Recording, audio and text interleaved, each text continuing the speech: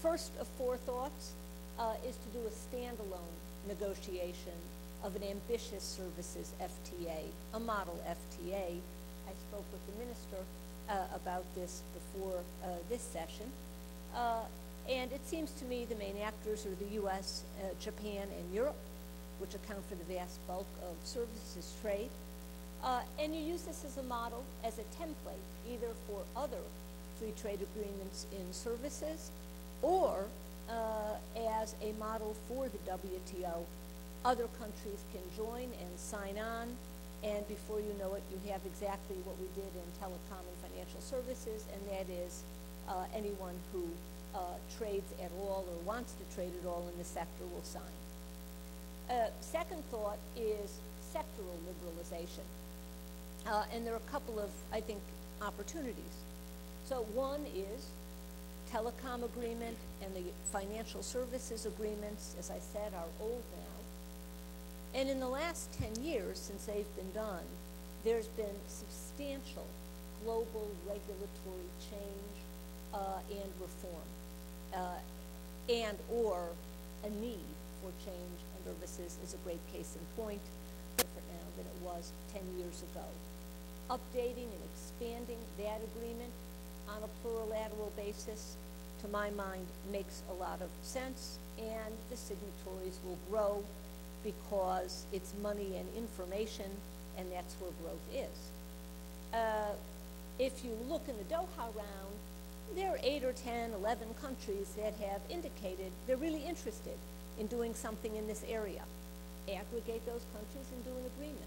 It's not hard to conceive. Similarly, there's a critical mass of countries in Doha, the same suspects, 8 or 10 countries, that want to see further liberalization in computer and related services. Take those countries, consolidate them, and do an agreement in computers and related services agreements. The key to any of these kinds of agreements on a sectoral basis is to cover the bulk of trade. It doesn't take that many countries to cover the vast bulk of trade in any area. So work with the countries that have similar economic interests to you and use that as a basis for moving forward.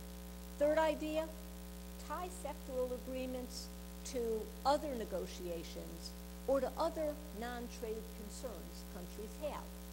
Other negotiations, obvious. You tie environmental goods and services liberalization to the Copenhagen talks on climate change. That ought to spur those talks along. We'll see if it does. There's a whole different issue about which countries are concerned, which is a non-trade issue, and that's healthcare and health services. You have aging populations in Japan, in Europe, in China, and in the United States, which ironically is aging at a slower rate than any of the three I just mentioned, but nonetheless is aging, except for those of us on the panel. And so the notion that those core countries have concerns about what to do with aging populations and the cost of health care and health services provides a ready basis on which to negotiate liberalization in this very important area. And last, it seems to me you look at potential new pockets of big growth in services. I'd put my money on the internet. Almost all services providers, almost all product providers are using the internet to drive their businesses, to increase efficiencies, to reduce their costs. The net fulfills an economic growth objective. That's obvious just from simple examples like retailing on the net, but also drives development. It's easier for developing countries to be competitive through the internet than it is to have brick and mortar operations. In this area, there's lots of uncertainties about how the world ought to operate. How do you deal with digitized data, which is everything on the net? How do you deal with search engines or browsers or social networking sites?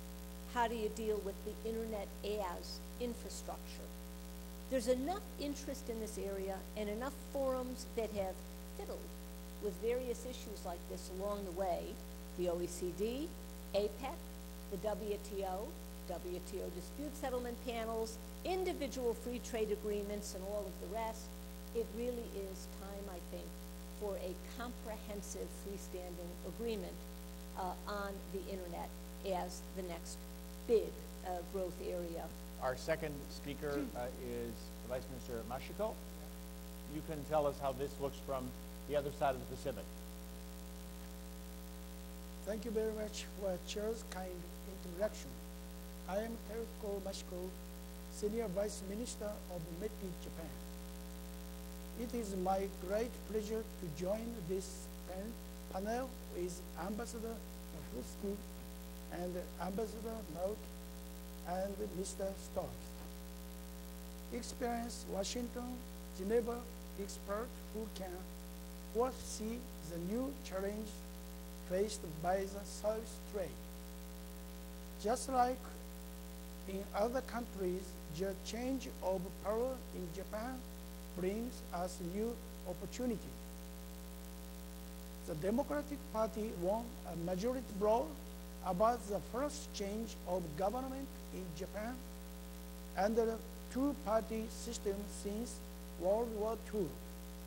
A new cabinet was formed last month. The new Hatoyama administration is already beginning to reorganize the overall government structure. This will change the decision-making process.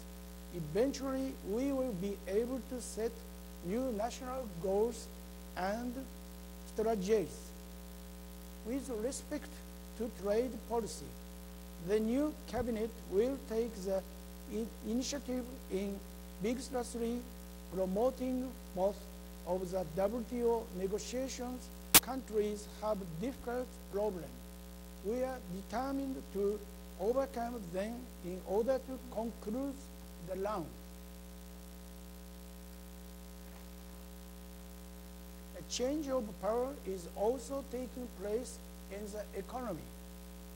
The source of the business, national competitiveness have shifted from tangible to intangible assets. Today, intellectual property is the main object of commercial transfer. The communities of developed countries have enjoyed a boost in the weight of their service industries. In Japan, the service industry accounts for around 70% of both GDP. The service sector accounts for around 19% of Japan's GDP growth. Over the last decade, from an employment standpoint, we have lost 3.9 million jobs in the manufacturing sector, but we got 3.6 million jobs in the service sector. Thus, the service sector is one of the twin engines for economic growth, together with the manufacturing sector. For developing countries, the service industry is relatively easy to develop. What is new growth independent of economic scale and natural resource. Therefore, I believe that all countries have a chance for economic growth through the development of the service sector.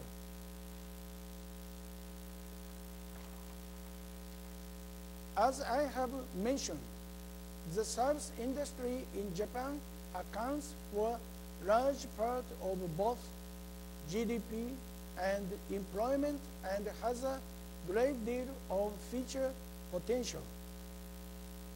Nevertheless, the service sector in Japan has been less globalized than that of other developed countries.